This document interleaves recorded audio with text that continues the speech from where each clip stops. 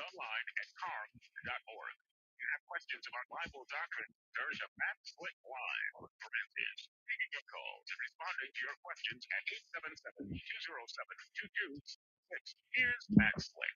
All right, everyone, welcome to the show. It's me, Matt Slick. You listen to Matt Slick Live. As usual, if you want to give me a call, it's easy to do. Just dial 877-20.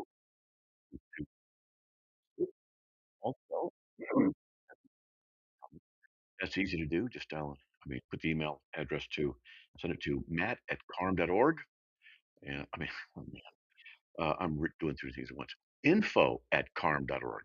Just put it info@carm.org, and you can get get the email to us. Put the subject line radio comment or radio question, and that's it. We got a caller coming in. We have three open lines. We got a lot to talk about, a lot of things going on, and some of you may have heard the show that Jamal uh, Wobble uh, did on the Truth Network a couple hours ago, and he actually called me up and he asked if I could talk about Israel and Iran stuff. And I said, you know what? I said, I know somebody who really knows a lot about this. He studies it a lot. And I said, why don't you have him on?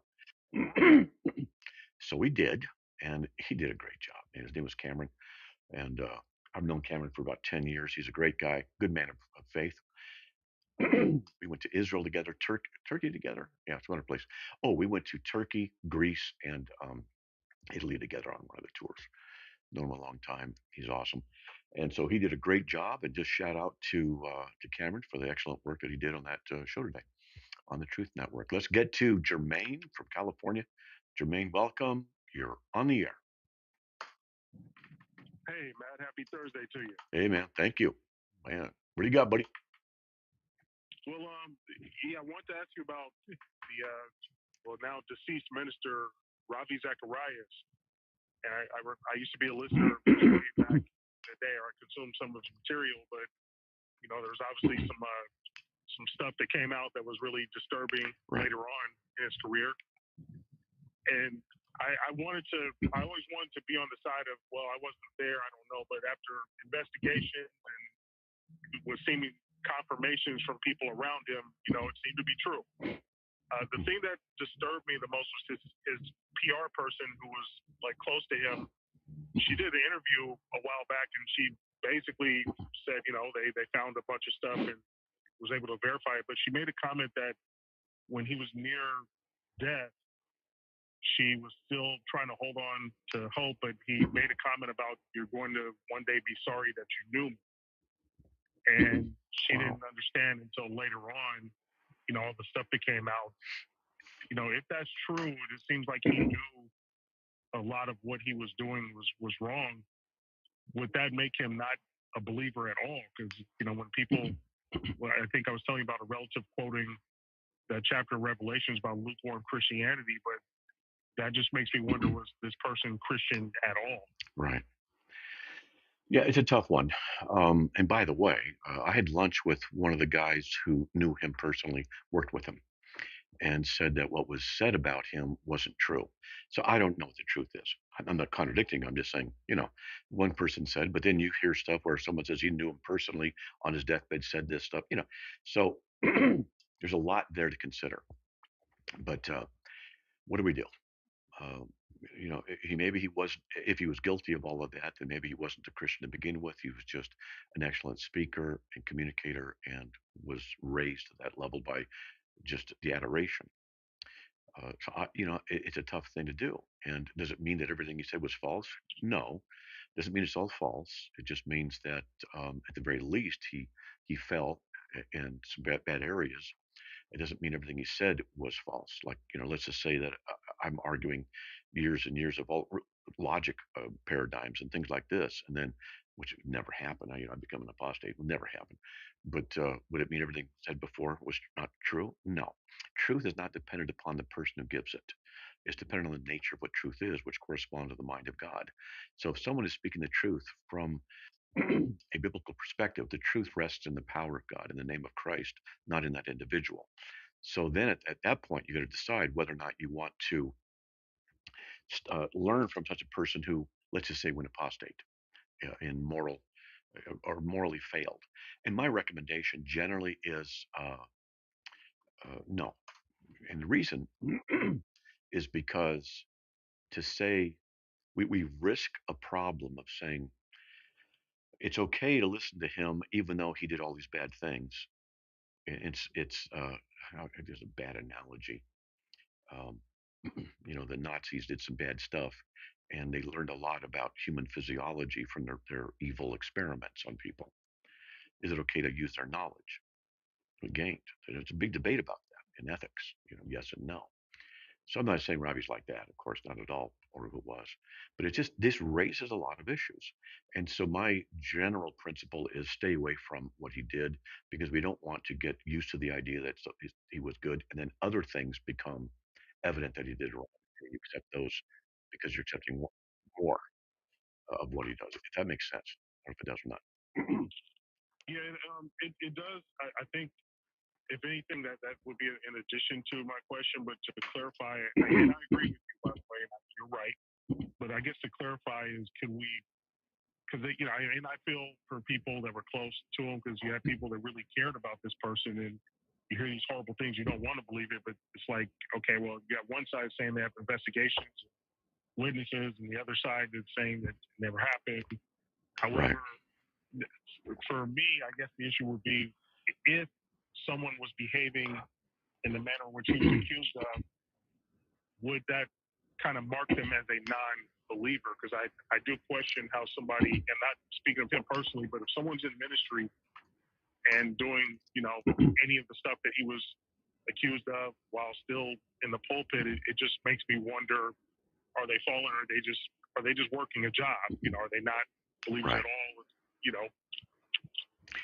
Yes, and we can't say for sure. So what we could do is when we have a question like this, we're not sure how to answer it. I start off with the extremes of both ends and then work my way in the middle. Let's say he was a complete apostate, and let's say he was really immorally involved in some stuff, really bad. Well, then we would say it doesn't look like he's a believer. If he's not a believer, everything he's taught is suspect. We don't be careful of the genetic fallacy that the source was bad, therefore the information is bad. But we have to be cautious. And most people are not educated and trained in logic and thought and theology well enough to be able to differentiate error from truth. And because that is an issue, that's why it's best, in my opinion, to step back from what he has taught. Because that way the average person doesn't have to risk knowing and learning to know what's good and bad. Why bother with that? So that's it. And on the other end, let's just say that none of it was true, or he just fell into a few things. Not that a few makes it okay, but a few things, and he's still regenerate. It's certainly possible. And then what do we do? And it just depends on more details, situations, and things like that, to the degree to which his fall occurred.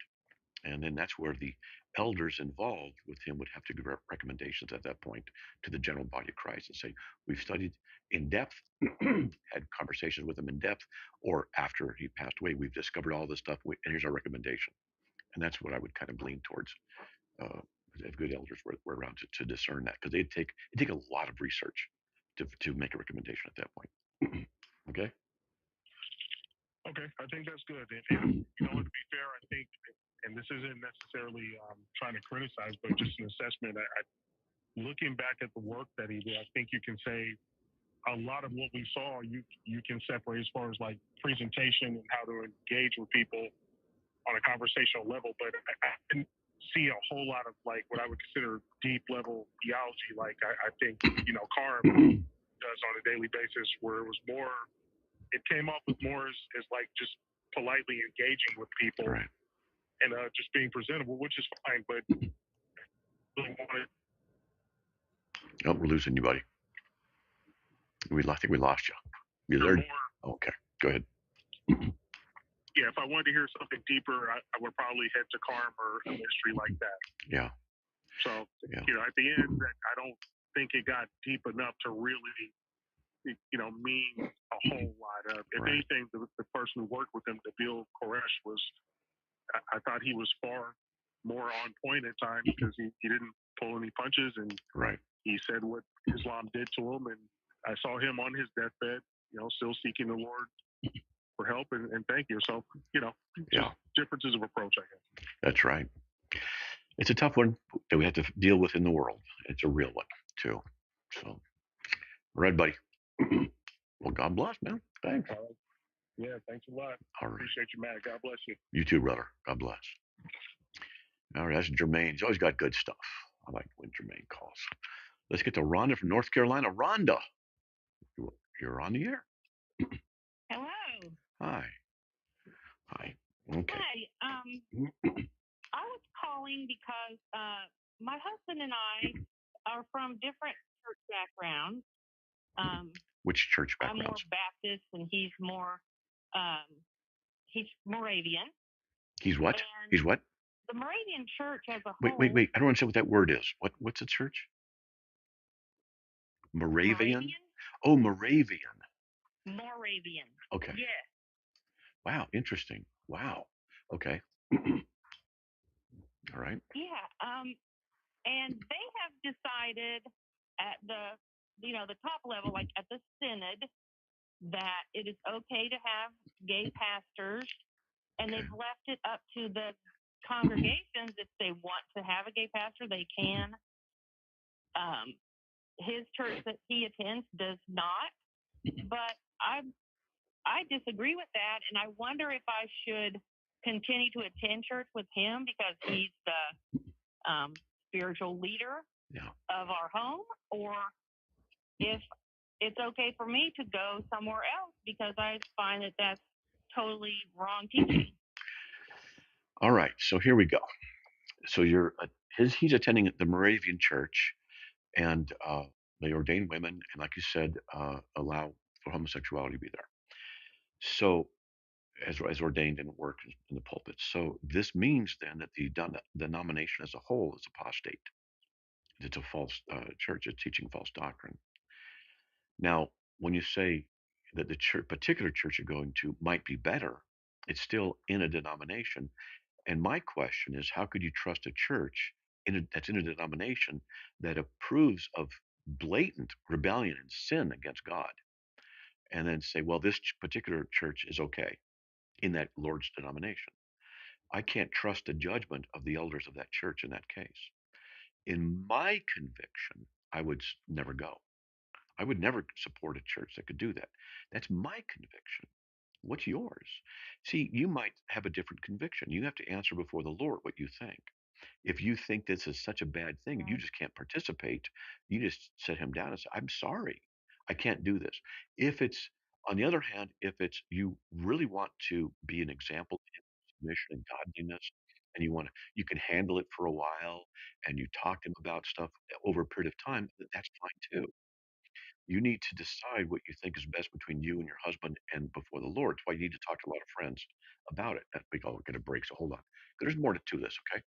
Sorry about that, but we have a break right now. Okay. Okay. Hey, folks, we'll be right back after this commercial break. And if you want, you can stay tuned or you can give me a call, even 877 207 2276. We'll be right back.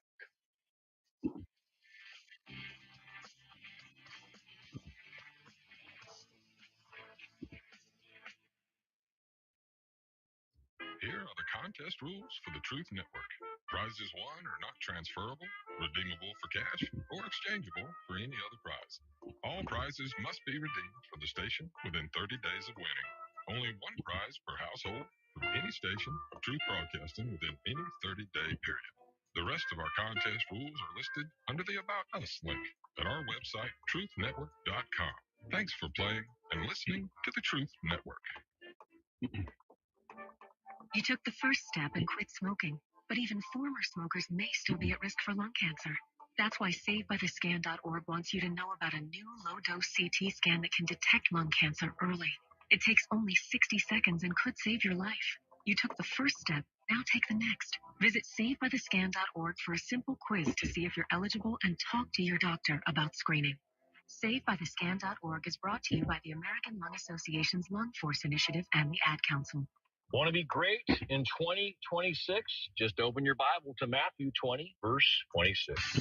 This is True Commentary with Stu Everson, author and host of Truth Talk Live. The greatest of all time, Jesus Christ, said that greatness comes through serving. That's right. He says, he who would be greatest must first be a servant. Jesus laid down his robe. He picked up a rag and he washed the disciples' feet. He said, I didn't come to be served, but to serve and lay my life down for many. And he calls us to that. First, you got to let him serve you. You got to realize that without him serving me and saving me, I am nothing. And then when you receive that gift of salvation, you are called to serve others. That's true greatness. Look at how you can make others better and push others to Jesus, and watch how greatness will come out of your life. Matthew 20, 26 in 2026. Join Stu on radio, social media, and his daily Truth Talk Live podcast. Learn more at truthnetwork.com.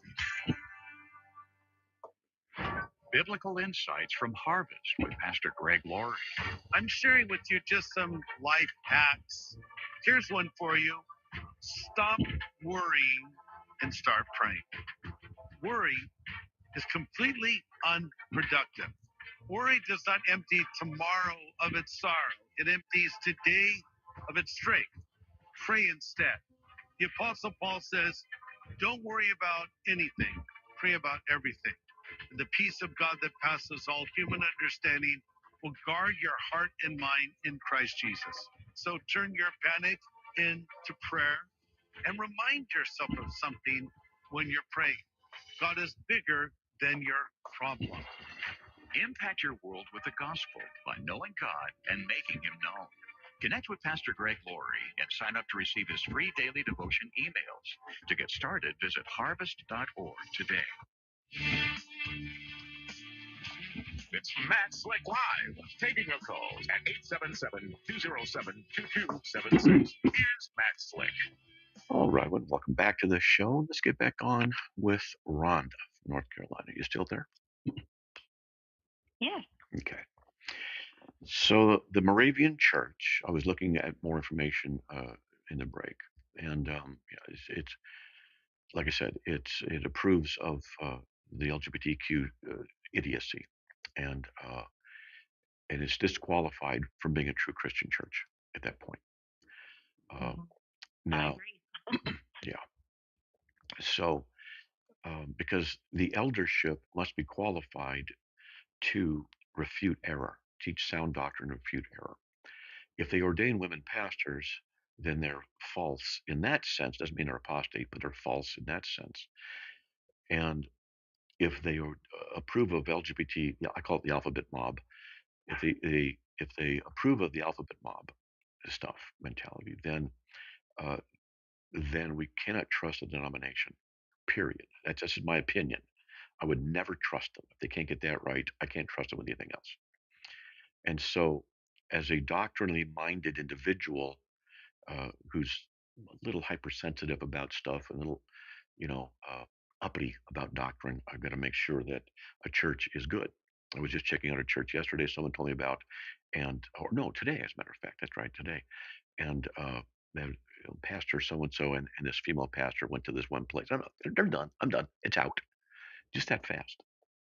So I would never, ever go to that Moravian church denomination. Never, because of that. That's just me. You're in a different situation because I'm a widower. You're married. I'm an apologist. You're not. What do you want to accomplish? Do you want to accomplish working with your husband, trying to be an example to him of godliness and gradually work with him? What about if you say you're not going to go? Will it cause a humongous rift in your marriage? Then you have to weigh that because you could go there for a while and take notes and ask questions at the right time so that you're trying to move him towards orthodoxy in this stuff. Or on the other hand, if it's between you and God, you could decide what you're going to do. If you say no, you just can't go because you can't trust them, and you can't lend your ear to their authority. Then it's between you and the Lord Jesus, and you have to work it with your husband at the same time. So it's a bit up in the air on what the right thing to do is in your situation. You see? Yes, yes, I understand, and I appreciate that. I've spoken to him about it. I told him that I could never tithe money to them, that I would, tithe my money somewhere else. And he said if I really feel like I just cannot attend there, he understands that. Good. But I found a church that I can attend on Thursday night, so that, and I've been going with him. He teaches a Sunday school class. I've been going to his Sunday school because he said he'd like for me to be there. So that's where I'm at right now. Okay. And what happens in the Sunday school class? Well, it's very small. There's only like 5 people. I really feel like it's a dying church. There's very few young people anymore. But he is in the book of Judges right now, and he's just going through, and he's got some Bible commentaries and things that he studies, every week to prepare for the lesson. So I mean, that's pretty much. And there's some discussion in his class, but pretty much he tells what he thinks his opinion is, and Oh boy. and that's it. I don't know if he's not trained in theology, so Right. I'm not certain if he's always correct or not. So Well, it'd be fun to get me on the phone in there and ask him questions during the church thing. Yeah, that'd be fun. So, I mess people up. Uh, I think it's wise that you're not tithing and you won't support them that way. I think that's a good move. If you go to let's say you go to the Sunday school and you're just there, but you're not in the church service proper, then you go to a different church. That's between you and the Lord and your husband. I'm not trying to put any divisions between you and the husband, but let's just say hypothetically on the other end, it says the church said the Trinity's not true and Jesus is not God. There's just no ifs, ands, or buts. You're not going. That's it. You put your foot down. right. The LGBTQ thing is morally just as bad. It really is. But then, since that particular church may not approve of that, it becomes a little bit more of a gray area. And then your goal to work with your husband is something you got to consider. And I'm not saying go, but I'm not saying not go. I'm not trying to answer for you. Right. So it's something you got to do. And get a squirt gun. A squirt gun is good. And when the Bible study guy says something heretical, just squirt him each time. Yeah, get one of those. All right. Well, it sounds like I definitely need to just be in prayer about what to do and take it. Let God kind of speak to my heart about what I need to do. Yeah, yeah, and when you don't have a spouse, it's easier to make a decision. But when you do, you have to consider them and the long-term goal. And then you ask God, Right. is the long-term goal within your plan, within what you would have me do in order to do something even better? And it's just something you got to ask them, and then make a choice and see if it works. If it doesn't work, if you think you made the right choice or not later on, and then correct your course. Either way, it's a tough one. It's a tough one. But if me single like I am, get away from me. I'm gonna throw water balloons at the church. So I wouldn't. Yeah. All right. Sound good? Are you there? All right. Oh, Thank okay. you so much. You're welcome. Well, God bless. Call back. Let me know what you decide. Okay. It'd be interesting. All right. All right. Thank you. I'll do that. Okay. All right. God bless. All right. There you go. If you want to give me a call at the bottom of the hour here, it's 877 207 2276. Let's get to Scott from Spokane, Washington. Scott, welcome. You're on the air, buddy. Hey, how's it going? It's going, man. It's going. What do you got, man? What's up? Good. So, I've been reading Exodus with my wife past week, and I noticed something odd, seemingly inconsistent, but I just wanted to ask you about it. So, at least on the surface. So in Exodus chapter 2, the second half of the chapter is about when Moses fled Egypt to go to Midian. And you'll remember the story of when those shepherds were trying to steal the water and he protected the girls from them. And that's when he met his future father-in-law. And so in verse 18 of chapter 2, it names him Raul. And then in the very next chapter, chapter 3, verse 1, from then on, his name was called Jethro. But before that, it was Raul. Okay, let me look at it during the break. Okay, so you can figure it out. All right, brother? All right. Okay. Hey, folks, we'll be right back after these messages. If you want to give me a call, the number is easy 877 207 2276. We'll be right back.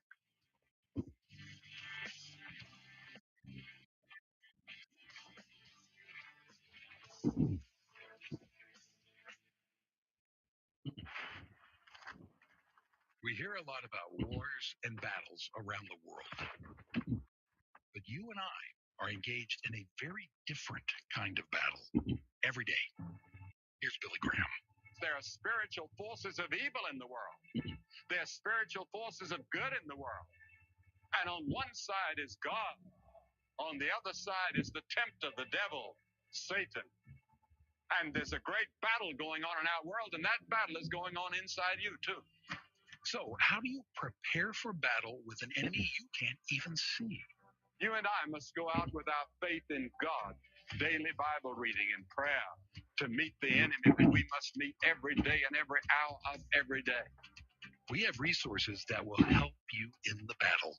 Find them at findpeacewithgod.net.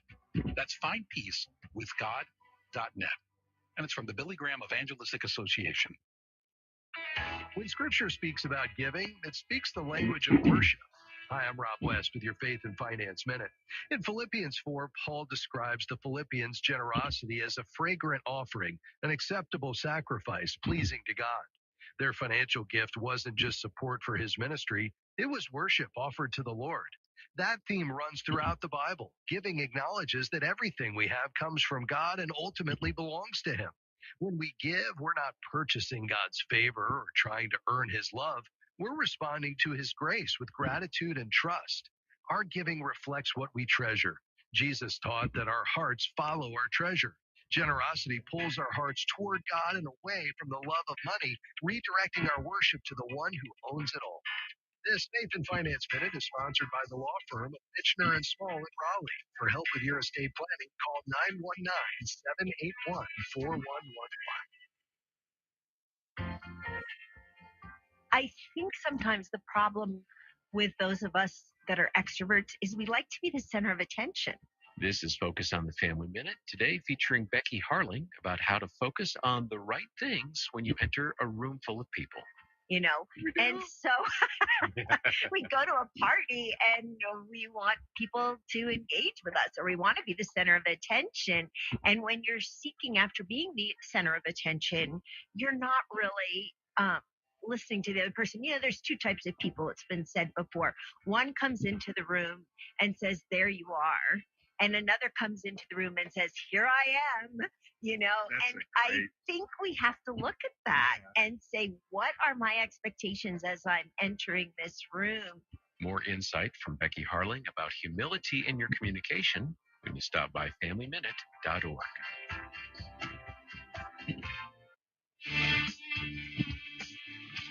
It's Matt Slick Live, taking your calls at 877-207-2276. Here's Matt Slick. All right, and welcome back to the show. I want to hear from you. So if you want, you can give me a call. The number is 877-207-2276. You can also email me at info@carm.org, CARN.org, and put in the subject line radio comment or radio question, and we can get to you. All right, let's get back on with Scott from Spokane. Okay, Scott, you still there? Yes, sir. Okay, did a bit of research, put up a little some commentary, some stuff here, and one of the things I figured right away, but I didn't mention it before the break, was a dual name option. Sometimes the same person had different names. for different reasons, and that's not uncommon at all. So that's one possibility. Another possibility is that one is like Reuel was his personal name, and Jethro might have been his priestly office title. And that's one of the things I thought was interesting. So those either lean that way, it would seem that's what's going on. And I would do some research. I'd go to blueletterbible.com, look in there, and see if you can find what the commentaries have said about that. Don't think I've written on that one. Uh, maybe I have, maybe I haven't. I've written so many things, over the years. So Yeah, I briefly considered those options, kind of, and so yeah, I thought about that. And the only other thing I could think of as a possibility was, and this might be a bit far fetched, but perhaps,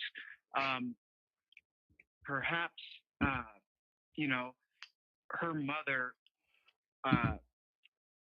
or what am I trying to say? Maybe, well, that wouldn't really make sense. I was gonna say maybe one of them is like her stepdad, and one of them is her real dad, or so. But that doesn't actually make sense. Never mind. But yeah, okay, I'll do that. yeah, see, what you're doing is good, and research them. A lot of people don't realize when you see an issue like this, you go, what's the possibility? Sometimes you solve it by just doing research, and sometimes you don't. But you come up with possibilities, but you're just not sure which one it is, and that's fine. Both of those are great. And then often, sometimes you just can't find an answer at all, and you just wait.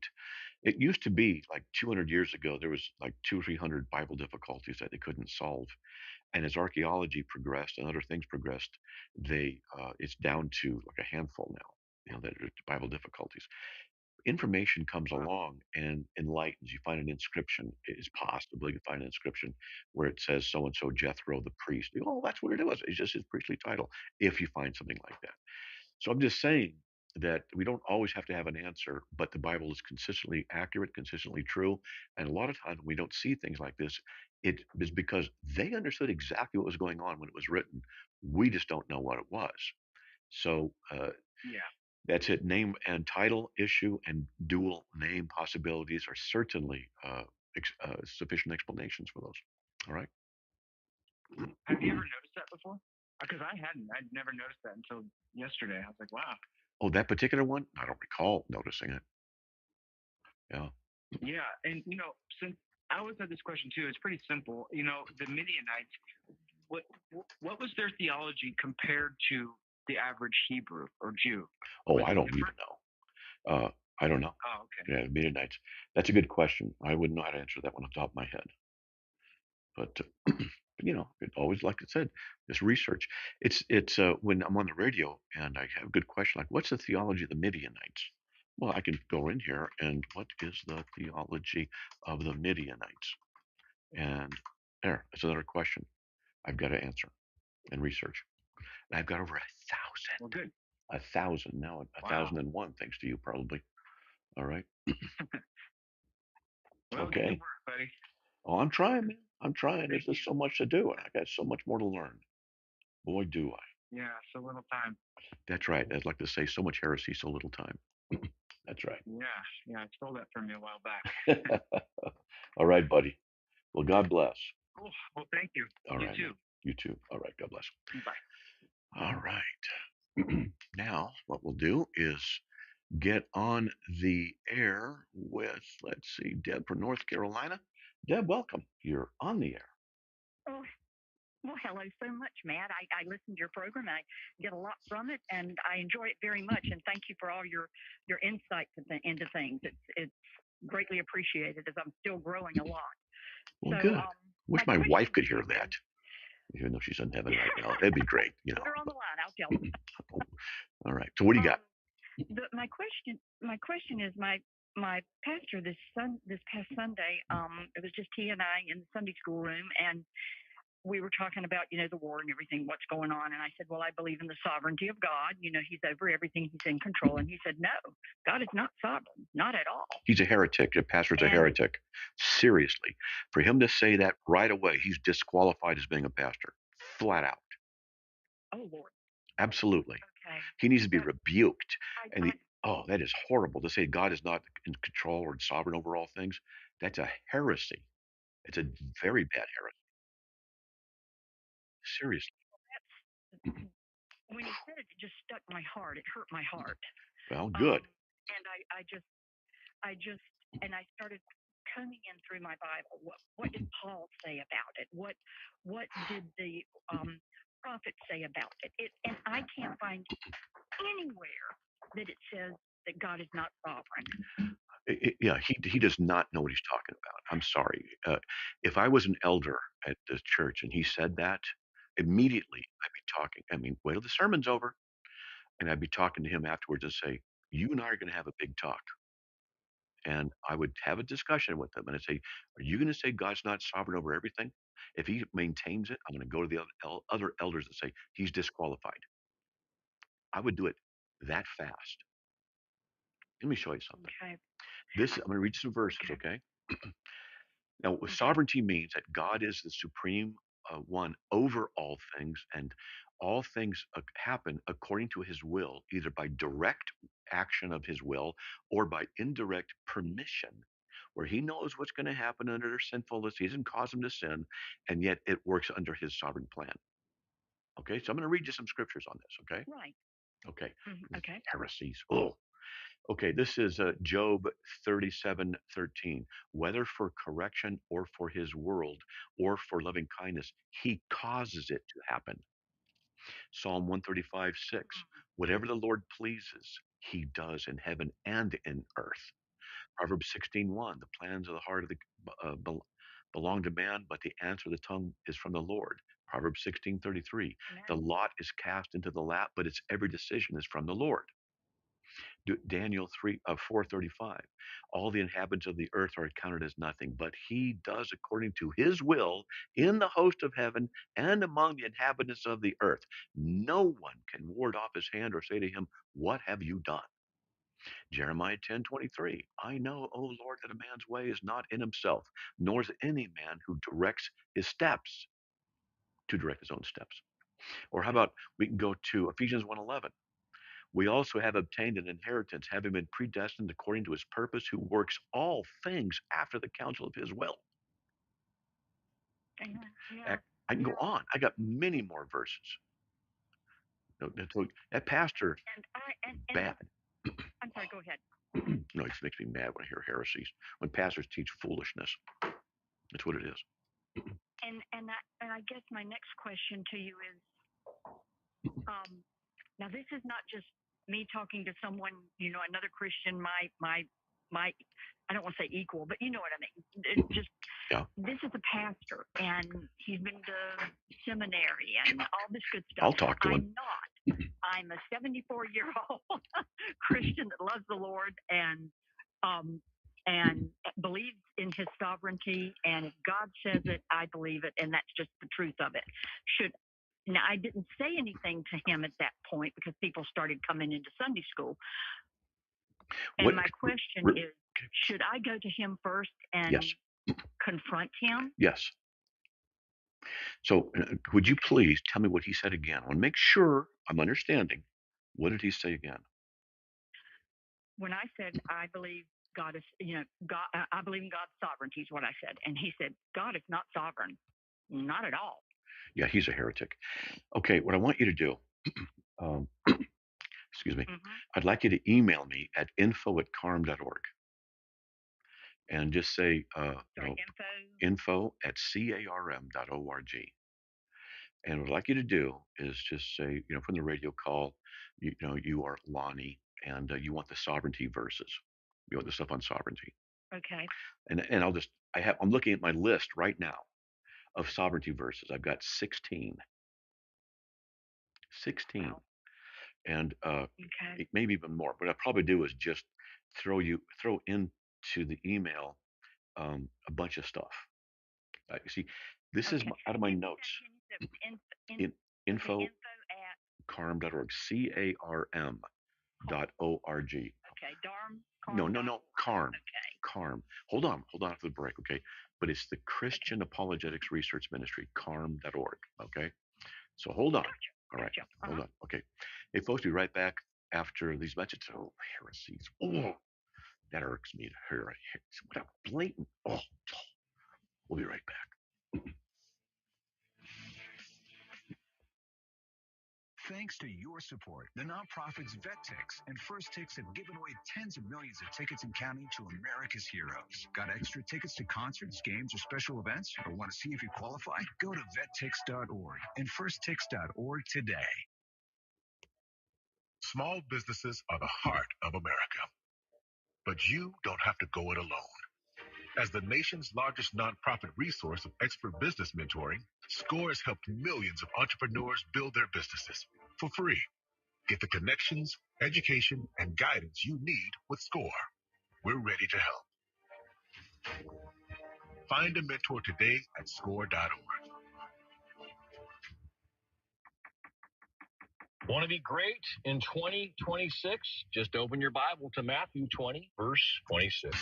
This is True Commentary with Stu Everson, author and host of Truth Talk Live. The greatest of all time, Jesus Christ, said that greatness comes through serving. That's right. He says, he who would be greatest must first be a servant. Jesus laid down his robe. He picked up a rag and he washed the disciples' feet. He said, I didn't come to be served, but to serve and lay my life down for many. And he calls us to that. First, you got to let him serve you. You got to realize that without him serving me and saving me, I am nothing. And then when you receive that gift of salvation, you are called to serve others. That's true greatness. Look at how you can make others better and push others to Jesus, and watch how greatness will come out of your life. Matthew 20, 26 in 2026. Join Stu on radio, social media, and his daily Truth Talk Live podcast. Learn more at truthnetwork.com.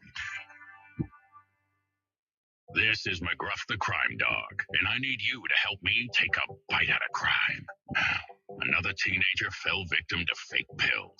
Smells like big crime that needs to be stopped. Where are these pills coming from? And how are kids getting them? Right from under our noses. Crooks are targeting kids on social media and selling them counterfeit pills that could seal their fate with a click of a button. It may seem harmless. Maybe it doesn't even seem like a drug deal, but it definitely is.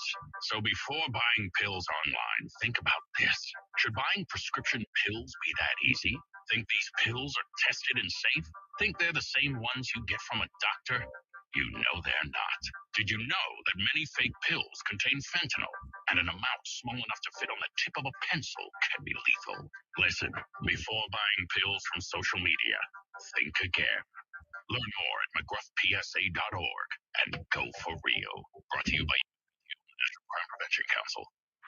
We gather together in communities across the nation to remember and honor, to celebrate and support, to light the night. Join. It's Matt Slick Live, taking your calls at 877-207-2276. Here's Matt Slick. Oh, all right. Well, welcome back to the show. If you want to give me a call, the number's easy, 877-207-2276. Deb, are you still there? Oh, yes, I'm here. All right. I got to make sure I'm in the right. I got 3 calls. Remember. Anyway, so we were just talking about the sovereignty thing, right? You and I'm just verifying. Yes. Okay. Absolutely. All right. So for him to deny the sovereignty of God is to deny one of the essential attributes of God's character and his nature. Let me explain. God has certain attributes that are necessary to his being. So he is everywhere. That's necessary to his being because that is what he is. So these are essential attributes that belong to his nature. To take it away means he's no longer God. You don't have that God. Omniscience is another one. Omnipresence, okay, omnisapience, all wisdom. The sovereignty of God is necessary to his nature because he has all power, all knowledge, all wisdom. Sovereignty means that God has the right to do with his creation as he desires, and nothing occurs in that realm without his permission or will expressed, and there's different levels of that we could talk about. That is orthodoxy. If he denies that, he is disqualified because it's like a pastor getting up the pulpit and saying, God is not everywhere. That is not the God of Scripture. Right. Okay. And so he's very confused. Now, I would be willing to talk to him over the phone and help him out. Now he doesn't know who I am from Adam, and especially my last name's Slick. Who's going to trust, right? And he's not going to want to be corrected.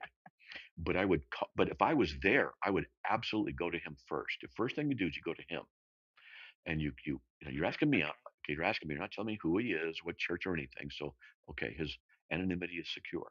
But you go to him first with the scriptures that I'm going to send you. You email me at info info at carm carm.org. And just say the radio lady wants the sovereignty verses. I'm going to just put them in there and just hit reply, paste them, hit send. Okay. Okay. You're going to find a lot of stuff there. Very much. Good. And then what you can do is you can print them up and you can take them to him and define what sovereignty is. I'll put that definition in there as well, so that and what he needs to do at this point is say, you're right. I was incorrect. Thank you for correcting me. If he does that, good. If he says, no, guys, it's not sovereignty over the bad things. It just happens out of his control. Just, just, just, just slap him upside the head with love. Okay. Yeah. Yeah. Oh.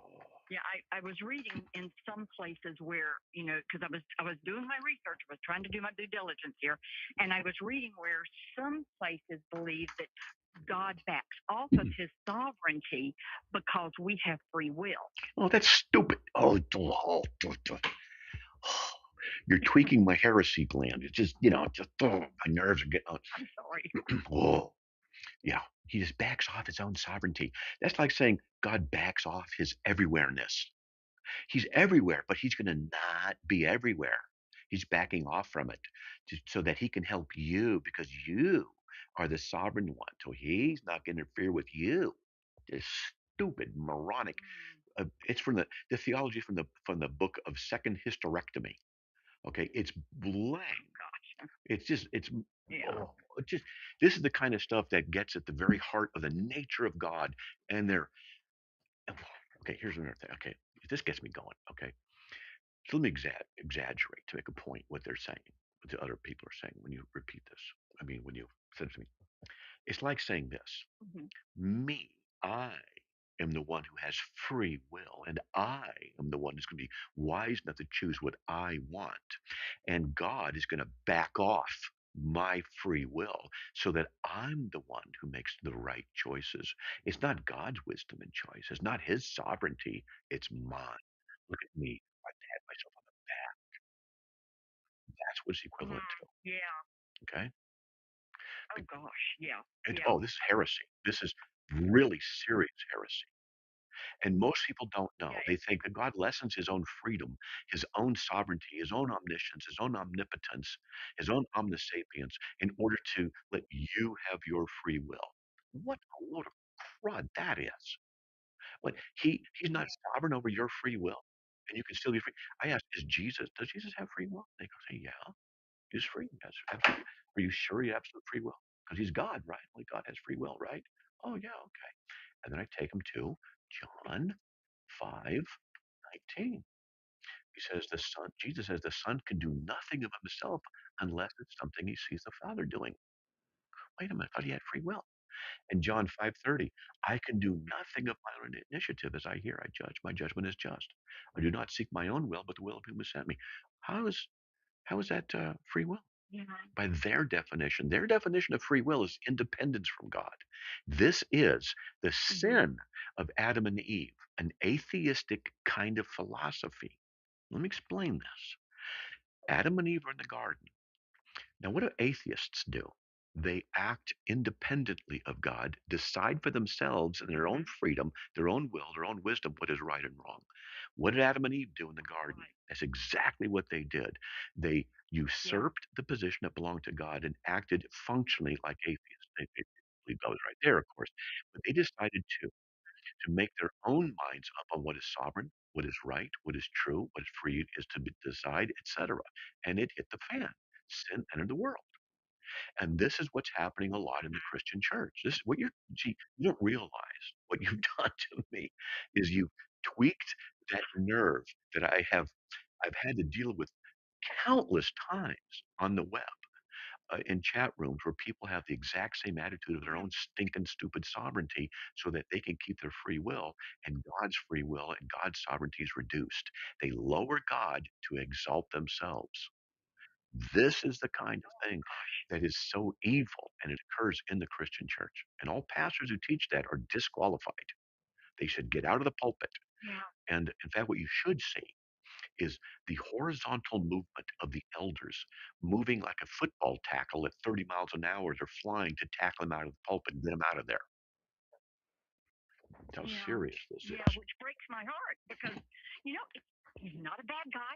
He's a, I love he and his wife. They're wonderful people. But when he said this, and there's been some other things that has just made me very uncomfortable. And when I shared it with my husband, he was like, "Whoa, that's not right." Yeah, you're So, right. you know, it's yeah. So I appreciate you going over this with me. I really do because it just verifies what I was thinking, and I'm going to email this, and I will be looking forward to getting those verses, and I will let you know what happens.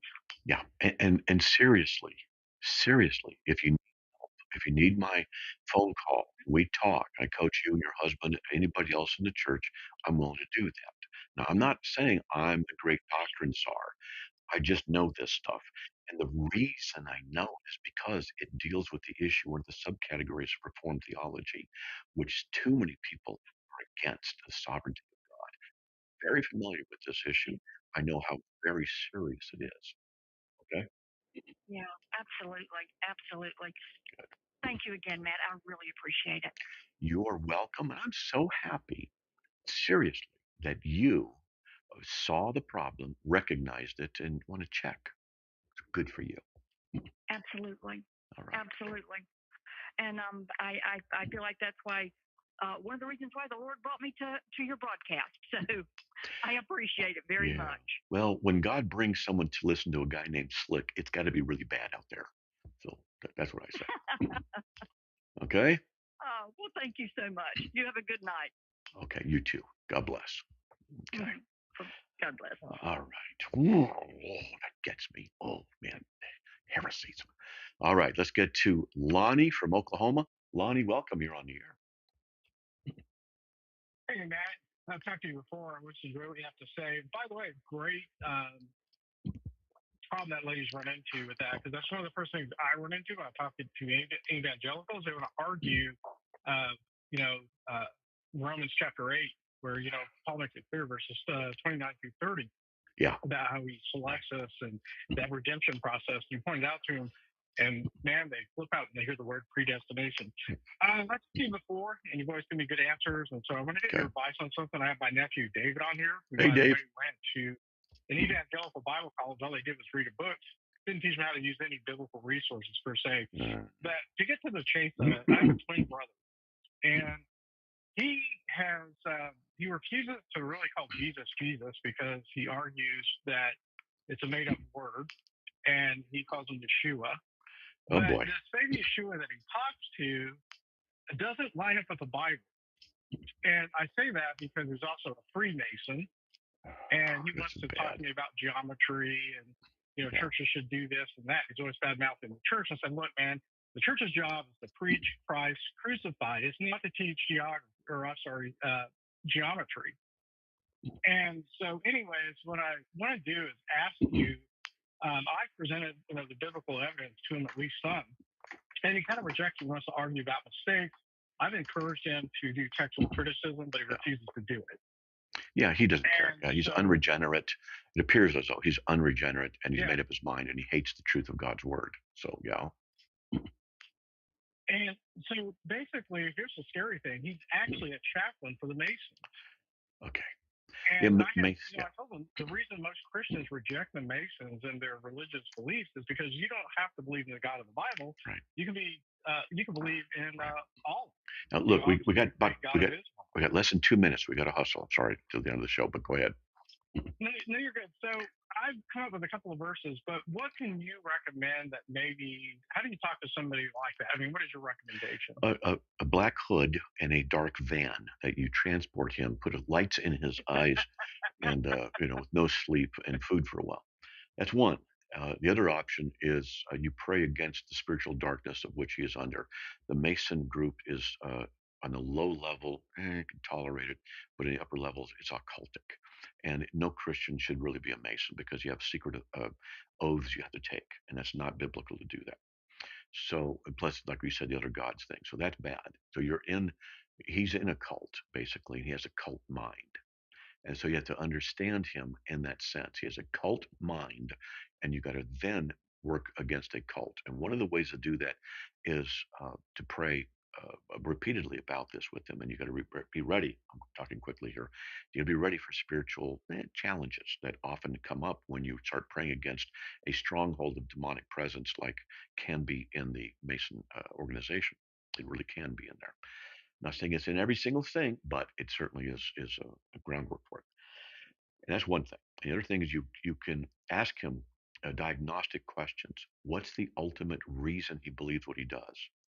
It's called presuppositionalism, and it's easy to do. You say, well, why do you hold to that? And he says that because of this. Well, why is that true? And you don't want to do that too many times in a row. He'll catch on and not want to talk to you. But you get to the point where you ask him for verification on the basics, and if you keep doing this sufficiently, he will find that it'll run aground, and we're out of time. Sorry about that. You got to call back tomorrow. We got to talk. I appreciate that. I looked at 2 Corinthians 11 and it addresses this very issue, by the way. Yeah, and there's so a lot. I appreciate it. And okay, brother. God willing, we'll talk again. All right, man. Hey, thanks.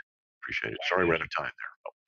Hey, folks, sorry about that. We're out of time. May the Lord bless you by his grace. We're back on air tomorrow, and we'll talk to you then. Have a good one. God bless.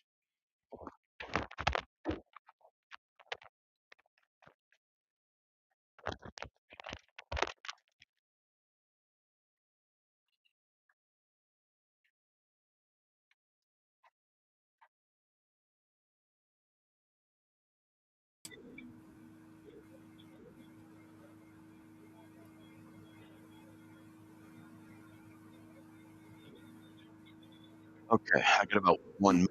We're going to Dave to a half hour. Okay.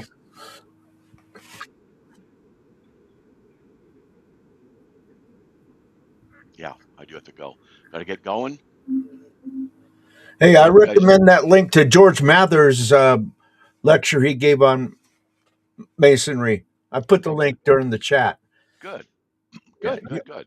Hopefully it'll get to the right people and Yeah. stuff. I especially like the first 3 minutes of it because he talks about me. Okay, well, good.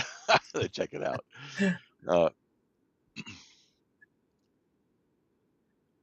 11:30 our time. I get to sleep in. Woohoo! Till 11. That's right. Aha. Okay, I'll remember. I'll set my alarm. Life is good. All right. Okay, God bless. Okay, bye. Okay.